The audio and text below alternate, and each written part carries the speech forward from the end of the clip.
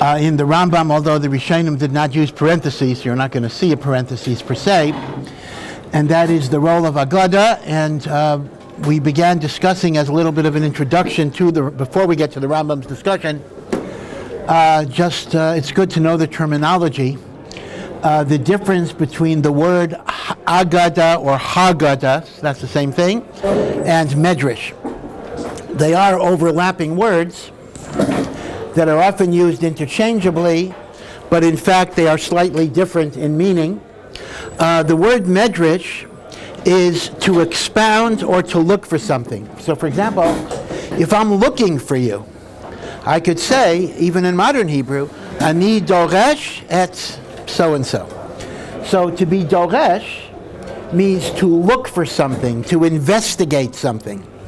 And as a result, Midrash is a genre of investigating the meaning of biblical verses. So any attempt to fathom on a deeper level what a pasuk means, usually it's connected to a pasuk, is called Midrash. Now, it could either be in halacha or agada. So again, I'm repeating a little bit. We have many, many midrashim that are halachic midrashim, in which we make drushos, kal v'chomer, gezei reshava, in order to learn out halachos. So there is no Midrash halacha on Bereshis, but there's a Midrash halacha on Shemos called the Mechilta. On Vayikra, it's called the Sifra, or the Toras Kohanim, interchangeable titles. Bamidbar Devarim, for some reason, they only have one name, Sifri. I don't know why Chazal didn't make a different name for Bamidbar and Devarim, but it's called the Sifri. These are Midrashei halacha. They can be studied as separate books. You can actually make a chavrusa in, it's unusual. And maybe it's a chaval that it is unusual, but I want to have a Seder in Mechilta. Nothing wrong with that. That would be actually a nice thing to do. But most of the time, most of us get our knowledge of the Midrashei halacha from, number one, Rashi. A lot of Rashis are simply bringing in Midrashei halacha, right? You'll see, right? You look in a Rashi, you'll see a parentheses, Mechilta, Sifri, right? Because Rashi anthologizes Midrashei Agada as well, but Midrashei halacha. By the way, the parentheses were not put in there by Rashi. In other words, if Rashi says a comment, some later anonymous editor gave you a parentheses. Where did Rashi get it from? Mechilta, Sifri, etc. So most of us get our knowledge of Midrashei halacha, to the extent we have knowledge of Midrashei halacha, from Rashi, or from the Gemara, because a Midrash halacha is a very, very common source for what the Gemara calls a brisa. As I told you the other day, there is no such thing as a book of brisos. Although the Maisa, they have printed books of brisos, but that just goes backwards. Somebody just went through every brisa mentioned in the Gemara and made a book. Okay, but there is no, from Chazal, there is no book of brisos. But brisos come from somewhere. In other words, the Amoraim were quoting from something, and the word brisa just means outside of the Mishnah. A teaching of the Tanoim that's outside of the Mishnah. So it happens to be, this is an important point to know, that the source of many of the brisos that are quoted in the Gemara are Midrashei halacha.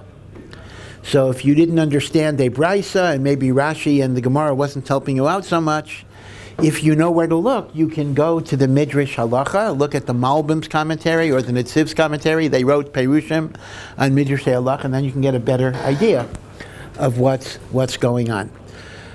In a way, we use Gemara to learn everything. I mean, a lot of people, to the degree they know Tanakh, it's only from the Gemara. The Gemara quotes a pasuk, right? So I know, right? So what do they say? I know the Gemara because the Ketzais HaChayshin quotes it. I know the pasuk because the Gemara quotes it.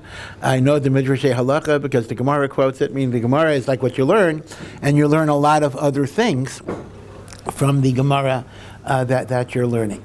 But still, nevertheless, the Midrashei halacha are separate books. And in fact, even as famous a commentator as the Malbim lived in the 19th century, the 1800s, not so long ago. So everyone always talks about the Malbim's commentary on Chumash, a famous commentary on Chumash. But most of the Malbim's commentary is not on Chumash. Open up the book. Most of the Malbim's commentary is on the Midrashei halacha to the Chumash. So the Rambam's commentary on Shemos is a commentary on the Mechilta. The Malbim's commentary on Vayikra is a commentary on the Sifra. The Malbim's commentary on Devarim Bamidbar and Devarim is a commentary on the Sifri. You will see if you open up a Malbim that in block letters will be the Medrash halacha, and then the Malbim will have a commentary on that. It's only on Bereshis that doesn't have a Medrash halacha that the Malbim writes directly on the psukim themselves, right? So that's a common misnomer that the Malbim actually did not write a commentary directly on the Chumash. For the most part, he wrote it on the Midrashei halacha. You may ask me, well, why did the Malbim choose to write it on Midrashei halacha? The answer is very simple. The Malbim lived during the rise of the Reform movement, and one of the claims of the Reform movement is that Rabbinic Judaism distorts verses and imposes all sorts of crazy interpretations on words that don't fit the grammar and don't fit the syntax, and an eye for an eye is understood to mean money, and how could that be? It says an eye for an eye. And this was the Reform movement did, and still does, mizalzel Chazal, by saying that they twisted and imposed artificial interpretations on psukim.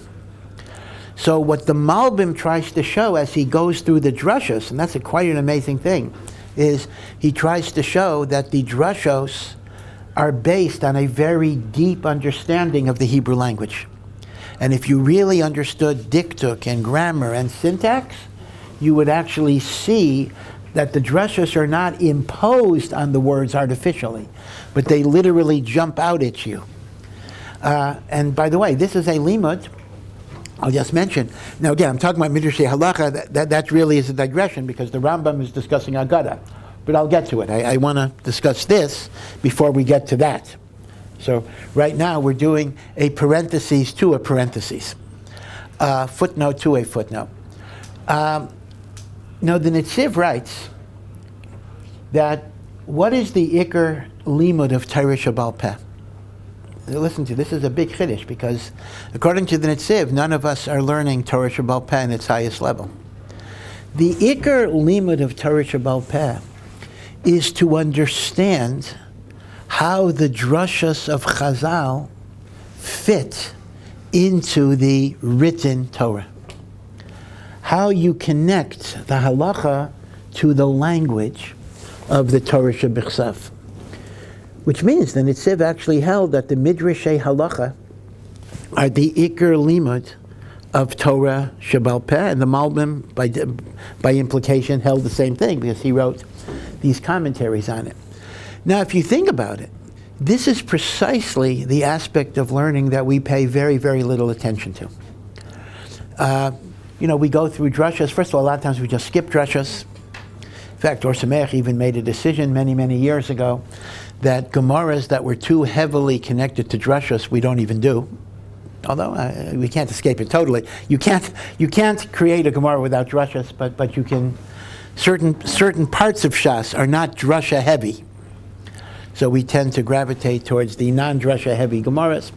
But even when we learn drushos, we'll just say, "Oh, an extra word tells you this, an extra," we don't really understand exactly how drushos work. So we know the implications, meaning we know the conclusions of the drushos, and then we work from those conclusions. But we don't understand, and I include myself, we don't understand structurally how you really derive the halacha from it. I hope this is making sense. And the Netziv says we're missing out an Iker in Torah Shebal Peh itself. Okay, these are the drushos of halacha that are contained in the halachic midrashim. And by the way, you will notice that Rashi does this quite often. And that is when the Gemara quotes a brisa that's based on a medrash halacha, it typically only quotes part of the passage. And Rashi will actually, and these are long Rashis, and these tend to be very hard Rashis, by the way. But these long, hard Rashis will give you the whole passage and explain it. And one of the occupational hazards you will encounter in learning is you will get impatient because to really follow the Gemara simply, you don't need to know all that background. But Rashi felt, so you kind of think, like, why am I doing this? But Rashi apparently felt you needed to know it. So you'll find in Kodshim in particular that the Gemara may quote a brisa of 2 lines, and Rashi will give you 10 or 12 lines and go through everything that's going on. So this is, something that bothers me. I'm concerned about myself. Like, when will we learn the Midrashei halacha? When will we understand the drushos of Chazal? Last year and maybe later this year, we went through the 13 principles of Rabbi Yishmael, which are the keys to the drushos of Chazal. Maybe we'll get to it later. Before I leave Midrashei halacha, though, because the Rambam is not talking about that here, the Rambam is talking about Agada, let me just mention one final point, and that is, were these drushos given at Har Sinai to Moshe Rabbeinu? We normally say that the oral law was given by Hashem to Moshe and handed down for generations after generations until there was a danger of things being forgotten, and then there were decisions that were made to write it down in the Mishnah and later the Gemara and these halachic midrashim and the like. So does that suggest that the drushos themselves were given to Moshe at Sinai? So the Rambam, not here, but in the Rambam's introduction to the Mishnah, the Rambam says absolutely not. Because often you have a machlokas, a chachamim. Do I darshan this way? Do I darshan this way? If Hashem gave a response, how could there be a machlokas? Rather, the Rambam says when we say everything was given to Moshe Sinai, we mean the rules of drasha, the rules of how you make a drasha, the 13 principles of Rabbi Yishmael, they were given to Moshe Sinai, and it was left to the chachamim of every generation to apply those rules to draw new conclusions.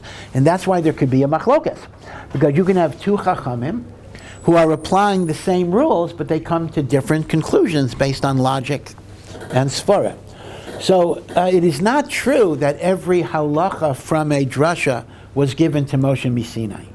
Rather, the methodology was given to Moshe Sinai, and the chachamim are authorized to darshan, to interpret psukim, to come to the conclusions. And as the Malbim tries to show, these are not just artificial rules, but they are actually based on a real deep understanding of language that we're not privy to today that much, meaning a lot of things we just don't understand how Hebrew really works, or Lashon HaKodesh, how it works, and the like. In fact, in the Malbim's introduction to his Perush on the Sifra, the Midrash Vayikra, which was the first volume that he published, and Vayikra has the most halachos. Of all the halachic midrashim, it's the most halachic, going through Karbanos. So the Malbim was makdim with an introduction, a huge introduction, in which he enumerates the grammatical rules that Chazal used in terms of synonyms and punctuation and syntax. Somewhat artificially, I think, he came up with 613 rules. But, okay, that already almost sounds like a little bit of a shtick, but he actually came up with 613 rules that Chazal used in the interpretation of psukim. So that's, once again, that's a hakdama that wouldn't hurt a person to learn. It's called Ayelet HaShachar, and this was kind of the structure on which his commentary was built. Now, the Malbim then went on and wrote a commentary on all of Tanakh, the rest of Nevi'im and Kesuvim, Yoshua, Shoftim, except for Koheles, for whatever, like two, but Koheles and Eicha, he did not write a Perush on. But every other book of Tanakh he wrote. Now there are no halachic midrashim, so there he directly addresses the psukim and the like. So the Malbim's Perush exists on different levels. Okay. So that's kind of a very brief digression in Midrashei halacha. We then come to Midrashei Agada. Now, Agada, as I said, does not have a clear definition. The only definition of Agada is any discussion that's not a matter of halacha. And this can include a huge amount of things. So again, when sometimes it's interpreting psukim, not for halachic purposes, but to tell you the story or what happened. So sometimes it's linked to a pasuk. Sometimes it will give you a story and not connect it to a pasuk. Now, both of them are biblical interpretation, but there are two different types of biblical interpretation. One is explaining a pasuk. The other is just giving you a story that's not in the pasuk, but it's a story about Avram, Yitzchak, Yaakov, and the like. So, in Midrashei Agada, you have perushim of psukim. You have biographical detail or details that supplement stories that are in the Chumash, or not just Chumash, Nevi'im and Kesuvim in Tanakh generally. You will also have stories about later people, the Tanoim and the Amoraim. Rabbi Akiva, right? So a lot of things are stories. You'll have reflections on science, astronomy, medicine, and the like.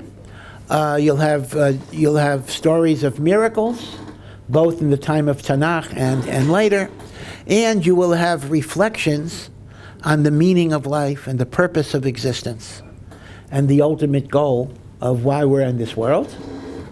And you'll have descriptions of Mashiach, Techiyas HaMesim, Olam Haba, the reward of the righteous, the punishment of sinners, and the like. All of that is Agada. Okay, the world of Agada, Agada. Now, Agada can be found in the Gemara, both the Bavli and the Yerushalmi, and Agada can be found in the books that we call Midrash, Midrash Rabbah, Tanchuma, Perek Rabbi Eliezer, Besikta, and the like.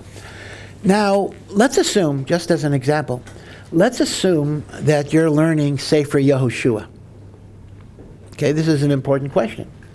And you would like to know what Chazal say about the Perek in Yehoshua that you're learning in. Right? Now, when I say Chazal, that's a big order. Does the Gemara say anything about it?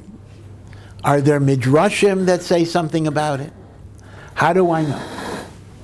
So once in a while, Rashi will quote a Midrash, but if you want a systematic treatment of what it is, so again, just a point of information, you may notice in a Mikros Gedolos, a Nach that has commentaries, there's a marginal thing at the bottom of the page called Toldos Aaron. Same name as, but not related. And the Toldos Aaron is a book, actually, that gives you Mare Makomos to every place in Gemara and Midrash where this pasuk is discussed. Now, he doesn't tell you what it says, so really, if all you had was Toldos Aaron, you'd have a difficult, you'd have to have 58 books and look around here and there. But there are other, there are other books. The Yalkut Shimoni, for example, is very excellent. Yalkut Shimoni is on all of Nach, and there you can see everything, pasuk by pasuk, that Chazal say. So there you can actually see the actual thing. Okay. So, once again, let me repeat the same question I raised for Midrashei Halacha. Are the Midrashei Agada given by Hashem to Moshe at Sinai? So, by and large, they were not. In fact, the Ramban writes this beferish.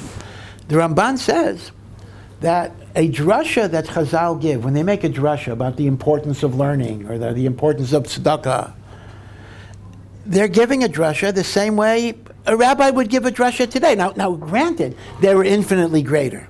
But it's not like, there's some transmission from Moshe. I mean, when a rabbi gives a drasha today, is it like, I'm going to concentrate and try to remember what Hashem said to Moshe, and then it went to Yoshua?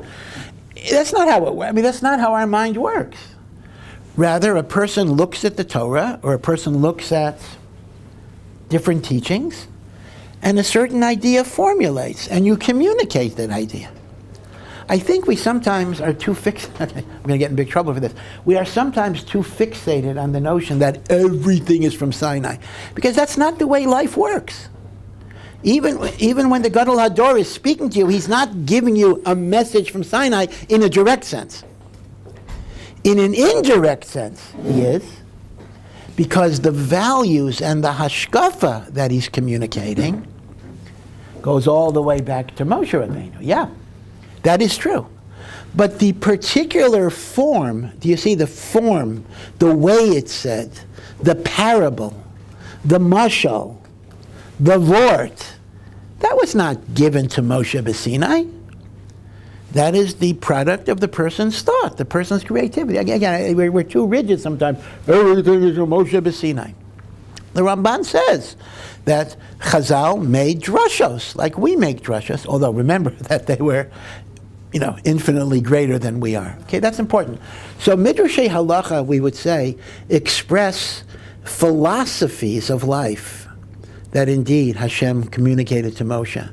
But the particular form that is expressed is a matter of chiddush, and it's a matter of saying things that interest your audience, coming up with parables that are interesting and vivid. Hashem didn't give Moshe every way to tell a story. There's a general idea, and then the Chachamim in different generations have different ways of communicating it. Okay, so that's very important. Midrashim are not, in that sense, given to Moshe Sinai and handed down. They are the creations. They are the literary and the oral creations of very, very great people that we consider to be holy and elevated. Okay, so now the Rambam discusses how do you look at Agada. Whether it's Agada in the Gemara or Agada in the Midrash, that makes no difference. Agada. And the Rambam points out that Agada often makes statements that don't appear to be rational, that don't appear to make sense. Moshe Rabbeinu was 20 amos high. That's 40 feet. And he only reached the ankle of Og Melech HaBashan. And he killed him by putting a spear in his ankle. So if Moshe's 20 amos high, right? So it's like, does that mean you had Godzilla walking around? I mean, Moshe Rabbeinu comes and the like. Or Vashti didn't come to Achashverosh when he summoned her, because Vashti grew a tail, like a monkey tail, and therefore she was embarrassed to come out. How do you understand those midrashim? Rivka was 3 years old, although that's lavdafka so unbelievable. If you, I see 3-year-old kids here walking into stores, but okay, and the like. But the point is, the Rambam says many statements in Agada are beyond what we would perceive are possible in our experience. How do you deal with Agada that you might call is non-rational or irrational or doesn't make sense? So the Rambam says there are 3 schools of thought. We will call them the ignorant, we will call them the evil, and we will call them the correct. The ignorant school of thought are people who say the following: every word of Chazal is literally true. Literally true. If they say Moshe was 20 amos, he was 20 amos. If Og was 100 amos, Og was 100 amos. If Vashti had a tail, Vashti had a tail. Every single thing our sages say is 100% emes. No matter what science says, no matter what historians say, no matter what human reason says, they are telling you the truth, and if you don't believe it, you are a kofar, you are an apikoros. Now, that actually sounds like a fairly familiar position. In fact, that actually might be the mainstream Haredi position today. But the Rambam identifies that position, and he says the following. This is very amazing. The Rambam says, these are well-meaning, sincere people, and they are God-fearing people. So he doesn't want to be too critical of them. But they are foolish people, because they are taking things that, if you take them literally, would be superstitious, would be primitive, would be against human reason, and they believe that it's true. So the Rambam says, instead of them bringing glory to Judaism and the Torah, they are bringing disgrace to Judaism and the Torah. Because people hear that they believe in all of these crazy things, they're not going to say what a beautiful religion Judaism is. They're going to say what a stupid, primitive, and superstitious religion Judaism is. And the Rambam points out that the Torah says that the Goyim will look at the Jewish people and say, what a wise Torah you have. That's in Parshas V'eschanan. And the Rambam says this attitude of believing things that sound superstitious and primitive, the Rambam says, is bringing the Torah into disrepute. So he doesn't call these people evil. He calls them well-meaning. He calls them God-fearing. But he says, because of their connection to the literal meaning of Agada, they bring the Torah into disgrace. Okay, that is school number one that the Rambam criticizes. Then the Rambam says there's a school number two that actually does the same thing but comes to an opposite conclusion. They too say whatever Chazal said they meant literally. And they say, and it's wrong. So they use it to say, you see how, God forbid, how stupid Chazal is, you see how primitive Chazal is, you see how superstitious. In other words, the difference between both the first school and the second school start off the same way. They read the Agada literally. The first school says, I read it literally and I believe it's right. The second school says, I read it literally and I know how wrong it is. See the difference?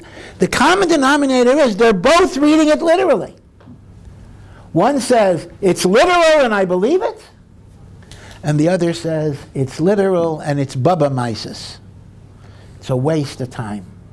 And that, the Rambam says, these are Rishayim. Because they take the great Chachamim, the sages, the holy ones, the tzaddikim, and they treat them as if they're foolish people. Or two possibilities. They either say the Chachamim are fools, or the Chachamim are manipulators, meaning they deliberately want to teach people false ideas to kind of mislead them. So either way, the Rambam says, if you say the Chachamim are foolish, you're mavaza the Chachamim. And if you say they're manipulative, that's even worse. So the Rambam therefore says the two groups that he's encountered, and they are a majority of everybody, in other words, the two groups together are a big majority of Klal Yisrael, either say Agados are literal and they're true, or Agados are literal and they're false. The first group believes in irrational superstition.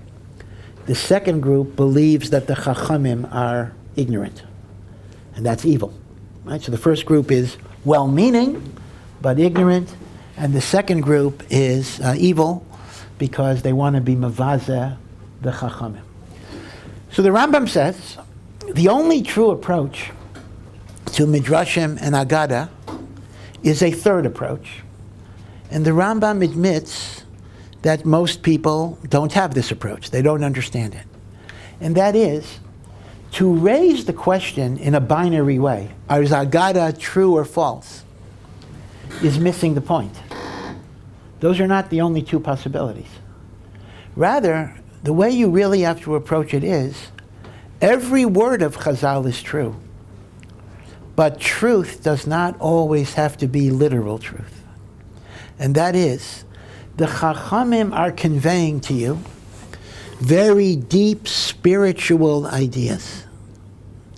But they chose to convey spiritual ideas through parable, through story, through symbol. And they never meant the symbol to be taken literally. So, are Agadatas true? They are true. But they're not necessarily true in a literal form. This is a big key to Midrash and Agadata. Again, we're not talking about halachic Midrash. I mean, Agadic Midrashim.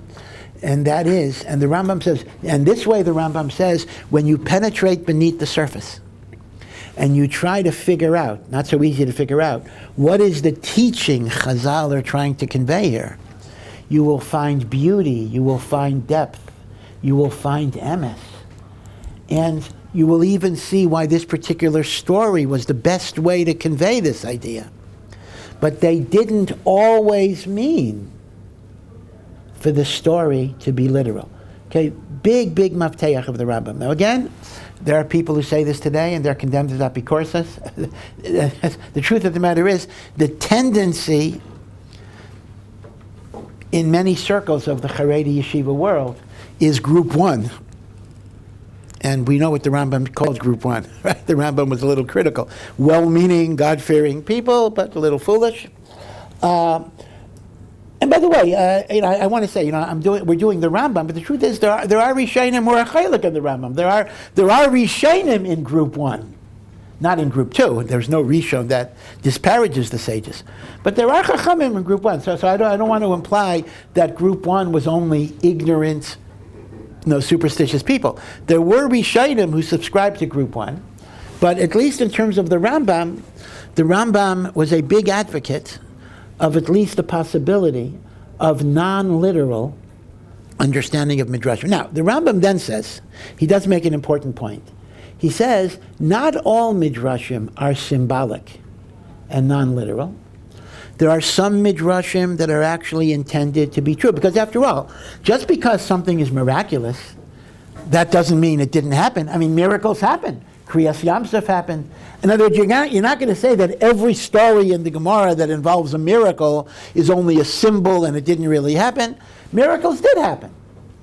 And even, not only in Tanakh, but even in the time of Rabbi Akiva and Rabbi Chanina ben Daisa. So the Rambam says there are Midrashim that are true. There are Midrashim that are true. He's not, when I say true, I mean literally true. There are Midrashim that are literally true. But not all of them are. So when you hit a Midrash that you just can't accept on a literal level, you try to understand the deeper meaning behind it. So the $64,000 question is, so how do I know if a Midrash is meant to be literal or the Midrash is meant to be symbolic? How do I know? So the Rambam tells us, do not fear. I will write a book. I will write a book that will go through all the Midrashim, and I will show you with different proofs which ones are meant to be taken literal and which ones are meant to be symbolic of other things. And I will prove it. I just won't tell you. I mean, if the Rambam would just tell me, that wouldn't do that much, but I'll show you why it's so, and I'll go through everything. And you'll fully understand the notion of symbolic truth versus literal truth. Wow, what a great book. Litzarenu Hagadol. We do not have such a book. In all probability, the Rambam never got to it. He was doing other things. So this is one of the great frustrations of work of the Rambam that would have been so valuable, and it was never done. Was never really completed. Now, in truth, over the centuries, there have been commentaries in Agada that try to unlock symbolic, allegorical meanings, which are non-literal, but they show you how things are mishalim. And the two most famous examples are the Maharal of Prague, who lived in the 1500s, and he wrote on most of the... Now, again, the Maharal did not write systematically on Midrash per se. He did write on the Agadas of Shas, most of the Babylonian Talmud. And in the course, he also elucidates many Midrashim, but he did not write Midrash by Midrash by Midrash. But the Maharal, I think, is the largest compendium of what you might call symbolic exposition of Agada. And the second, who's much less in coverage, is the Vilna Gaon. But the Vilna Gaon just took a few major passages of Agada and gives you a symbolic meaning that's connected to Kabbalah. But we don't have from the Vilna Gaon that much on Agada, but at least you can see from that which we do have the kind of approach that he took. You may have come across a book by Rav Aaron Feldman, The Juggler and the King, which is essentially an adaptation of the Vilna Gaon's commentaries on some select Agada, so you can kind of get a sense of where he's going with that. Yeah. Two questions. First is, which other Rishonim would we say are free to Rambam's approach in this regard? And the second question is that I think to some extent, I think doesn't everyone have to agree that some Gemaras are for sure not literal. Like for example, like the Gemaras in Baba Chana. I don't know how you can understand them. There's no way that you can understand them fully in a sense that one time there was a town on the back of the fish, and all of a sudden the fish just turned. Well, I don't know if you're right on that. Those who take a literal pshat will talk about that literal pshat. That's exactly right. But you are correct that the Maharal and the Gra both give symbolic explanations, but that's based on the Rambam. Now, the yesod of the Rambam's approach is earlier than the Rambam, actually. I don't know if he was the first, but I know Rav Hai Gaon says it. Rav Hai Gaon already, so it already is a Messiah from the Gaonim that certain things are not meant to be literal. This is a very big mafteach, because the truth of the matter is, and as you understand the question, because when people come and they ask a rabbi or ask a teacher, are midrashim true or false? The Rambam is telling us that's the wrong question. Of course they're true. They're absolutely true. But the question is, what do you mean by true? It's not true or false. It's true. But when is it literal truth? When is it symbolic truth? They're both true. You know, the word myth, as used in English, tends to have a negative connotation. We say, oh, something's a myth, which means not true. But the truth is, in the history of philosophy, of religious philosophy, myth is a very powerful word, because it often means, even in non-Jewish cultures, a myth is a vehicle to express a deep spiritual truth through a parable, through a story. So it is said that myths, in many ways, are more true than reality, because myths are expressing the spiritual realities of life. Now, if it's a Greek myth, it's expressing a reality that's not necessarily so kosher. That's fine. But whatever it is, myths are vehicles to express truth, not falsity. So, again, I'm going to get in trouble for even using this word. To say, but really I'm just using a synonym of the Rambam. We could say, again, this sounds real bad, but it's not as bad as it sounds. Many Agados are myths. But that's not bad. That's good. Agados are expressing spiritual truths through parable and mashal. And that's a good thing. That's not a weak thing. That's one of the most powerful ways to convey a truth. Sometimes, we know this. I mean, in later times, Hasidic stories. I mean, this whole notion of stories. I could sit down and say, be a good person and learn Torah. Okay, that's good message. But if you have a story about the reward of learning Torah and the punishment for not learning Torah and how a person became great and close to Hashem, that moves me more. That's more powerful. That changes me more. Right? So the power of narrative, this is what Midrash is, the power of a symbol to awaken emotion and connection. So when you think about it, therefore, the Rambam's point is a very important point, that literal truth is not the only level of truth that exists, and it's not even the most important level of truth that exists.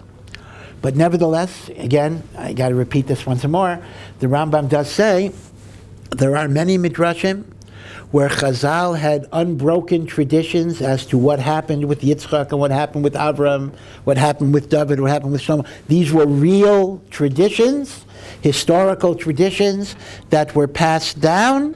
What happened with Noach losing an arm, different things like that. So the Rambam is not dismissing the notion of the literal historical truth, but he's saying that's not the only thing that you have. Okay? This is a great, great key. And as I say, it was taken up by Ramchal as well, although Ramchal didn't write a lot about Agada. And it was taken up by Maharal, which is the great one, and taken up by the Vilna Gaon, and other authors as well. Yeah. Just to clarify, is Rambam using this concept across all the Tanakh, or just Agada Tanakh? Okay, that's a very, very excellent point. we are discussing specifically rabbinic work. We are discussing Midrash and Agada. We are not discussing Tanakh, and that's a very, very important, interesting question which people raise. And that is, well, wait a second here. Once you're going to tell me that Midrashim don't have to be literal and they can be symbolic, so can I go back to Yetzias Mitzrayim and say, there was no, which some people to the left, in the very left branches of Orthodoxy are actually doing, God forbid. There was no exodus from Egypt, but the Yetzias Mitzrayim is symbolic of the human struggle of freedom from oppression, etc. And the splitting of the Red Sea is that the torrential waters of secularism. I mean, you're right. I mean, there is a great danger in the Rambam's approach. You are correct, because once you start saying things don't have to be literal, then God forbid, what are you going? You'd see Eitz Hadas. And again, within left-wing orthodoxy, open orthodoxy, whatever, they say Eitz Hadas is a symbol, and the Avos are a symbol, and Yetzias Mitzrayim is a symbol, and Har Sinai, So you're correct. So I think, at least for right now, we are drawing a line between the Tanakh and Midrashim. We're saying Midrashim can be symbolic. We don't necessarily have that approach towards Torah, Nevi'im, and Kesuvim, right? Those are the words of Hashem, and that has to be treated in a different way. Yeah. The Rambam suggested the writing down of which Agada were true, and which ones were literally true and which ones weren't. Was that based purely on tradition alone, or did he have like a method of interpretation? No, in fact, I would suggest that it was not based on tradition at all, and it was totally based on his logic, his understanding. He says what he would have done is, he wouldn't have just given you a list, literal, non-literal. I mean, he would give you proofs and logic and explanations and reasons why it would be that way. So this would have been his original contribution to understanding Chazal that people earlier than him had not done. Yeah. Do we have anything similar to that, or at least a compilation that has like all the Midrashim in one place? Or? Do we have all Midrashim in one place?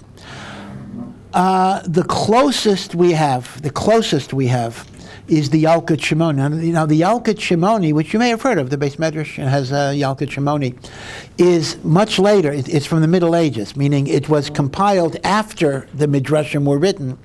So the Yalkut is an anthology of Midrashim and Gemaras on the order of the Psukim.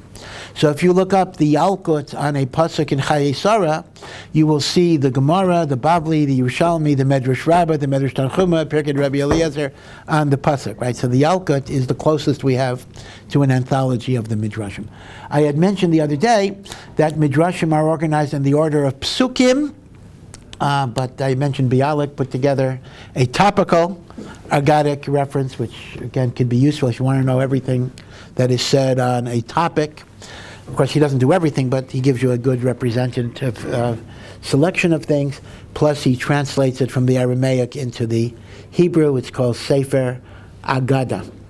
Okay, so this is the important idea that the Rambam is Mechadesh, although he's not the very first one to do it, and that is non-literal, symbolic understanding of Agada, and that really is something that truly and the Rambam says, this enhances the glory of Torah, because then you see the beauty, the depth, the profundity of what the Chachamim are teaching, and that is how you convey the wisdom of Judaism to the world, not just to other Jews, but even to the world as a whole, when you can see the beauty of those teachings.